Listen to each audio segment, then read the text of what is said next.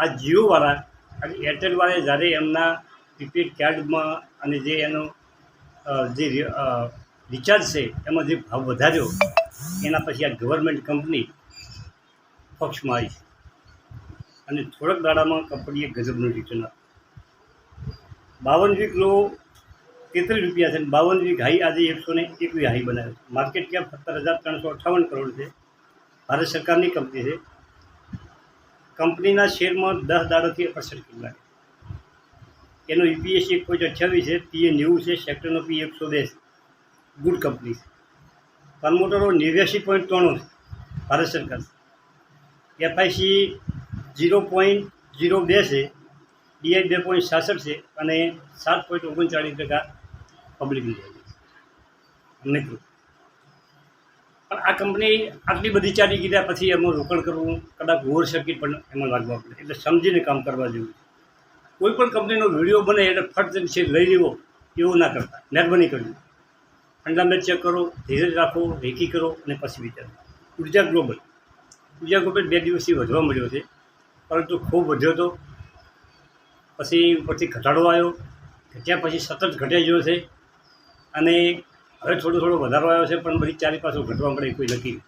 મિત્રો yes bank એક સારી બેંક છે, પરંતુ એમાં આપણે કોઈ વિડીયો બનાવતા નથી. એનું કારણ છે કે એમાં થોડો ઘણો કદાચ વધે નીચેથી, તમારા પૈસા થોડા ઘણા વધે પણ પાછો ઘટવાય મળે. આ બધા વપરાશ ચેક કરીને પછી જ એનું કહી શકાય.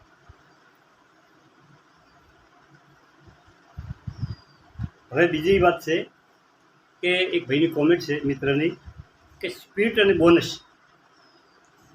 કઈ રીતે હોય છે. મિત્રો માત્ર વાતો કે કોઈ પણ કંપની છે એ સતત 2, 4, 5 વર્ષ નફો કરે એનો રોજ કેશ ફ્લો વધી એટલે એ કંપની બોનસ આપે. ધારો કે કંપની 1 કરોડ શેર બાદ પાડ્યા હોય તો એના દરેક શેર હોલ્ડરોને એ શેર એક હોમે 1 બોનસ આપે કે 1 હોમે 2 આપે કે 1 હોમે 5 આપે. કંપની ગમે તે બોનસ આપી શકે, સેબીની મંજૂરી મેળવી. ધારો કે 1 હોમે 1 બોનસ આપે તો શેરની સંખ્યા ડબલ થઈ. શેરની સંખ્યા ડબલ થાય એટલે ભાવ જે છે એ અડધો થાય, તો જ એનું માર્કેટ કેપ એનું રહે. અને બોનસ આપવાનું કારણ એ છે કે કોઈ પણ કંપનીનો ભાવ અડધો થાય, ધારો કે 1 હોમે 1 બોનસ આપે તો એ કંપનીના ભાવ અડધો થઈ જાય, એટલે જે નાના રોકાણકારો છે એ લઈ શકે. હવે સિક્યુરિટીની વાત કરો તો જે ફેસ વેલ્યુ 10 રૂપિયા કોઈ પણ કંપનીની હોય, ભાઈ જો 5 રૂપિયા કરે તો 1 શેરના 2 શેર અને ભાવ એ અડધો થાય. પરંતુ ઘણી કંપનીઓ એવી કરતી હોય છે કે ફેસ વેલ્યુ 10 રૂપિયા હોય છે એનો 1 કરતી હોય, એટલે કે તમારા 1 શેરના 10 શેર. ભાવ પણ જે ચાલતો, ધારો કે 100 રૂપિયા ભાવ ચાલતો હોય તો સીધો 10 રૂપિયા ભાવ હોય, કેમ કે એની ફેસ વેલ્યુ માર્કેટ કેપ એટલું જ છે. પણ 10 રૂપિયાવાળા શેર હોય તો લોકો સરળતાથી ખરીદી શકે, આ જ કારણ હોય છે. હવે આપણે જે વાત કરવી છે 2 શેરની, કે પહેલો છે શેર એપોલો માઇક્રો અને બીજો છે એવન્ટા. આ 2 કંપનીઓમાં તમને કહું કે 21 ઓગસ્ટ 2023 એપોલો માઇક્રો 56 રૂપિયા ઉપર ચાલતો હતો અને ઇવન્ટર પણ 56 રૂપિયા ઉપર ચાલતો હતો 1 વર્ષ પહેલાં. હવે 17 નવેમ્બરે એપોલો માઇક્રોના 154 રૂપિયા થયા અને ઇવન્ટર 110 છે. હવે 26 ફેબ્રુઆરી એપોલો માઇક્રો 140 આવ્યો અને એવન્ટર 114 રૂપિયા આવ્યો. માર્ચ 28 એપોલો માઇક્રો ઘટ્યો 140નો 95 આવ્યો અને એવન્ટર પણ ઘટ્યો અને એ પણ 99 આવ્યો 114. હવે 100 જૂને એપોલો માઇક્રો 105 રૂપિયા આવ્યો, ઇવન્ટર 123 આવ્યો અને 11 જુલાઈ આવતા ઇવન્ટર 210 રૂપિયા આવ્યો અને એપોલો માઇક્રો 105 હતો 104 આવ્યો. અત્યારે એપોલો માઇક્રો 123 રૂપિયા ટેચ થઈ ગયો છે અને ઇવન્ટર 196 રૂપિયા ટેચ થઈ ગયો. મિત્રો ઇવન્ટર ખૂબ વધ્યો હતો, પરંતુ હમણાં થોડાક દિવસથી 200થી નીચે સરકે જાય અને એપોલો માઇક્રો 195 100 રૂપિયા ચાલતો હતો એમાં 5-6 દિવસથી સર્કિટ લાગે છે, 123 રૂપિયા ચાલી ગઈ. અને વચ્ચે મારે 2-3 કોમેન્ટો પણ આવી હતી કે કાકા એપોલો માઇક્રો ચાલતો નથી, ઇવેન્ટર દોરાય. પરંતુ તમે ધીરજ રાખો, સારી કંપની હોય તો દોડવાની. હવે એપોલો માઇક્રોના ફંડામેન્ટની વાત કરીએ કે 123 પર ચાલે છે, 52 વીક લો 52 રૂપિયા છે, 52 વીક હાઈ 161 છે, EPS 1 રૂપિયો છે, PE 120 છે, સેક્ટરનો PE 52 છે. સેક્ટરનો PEથી ડબલ PE છે, થોડોક વેલ્યુએશનમાં મોંઘો છે, ફેસ વેલ્યુ 1 રૂપિયો.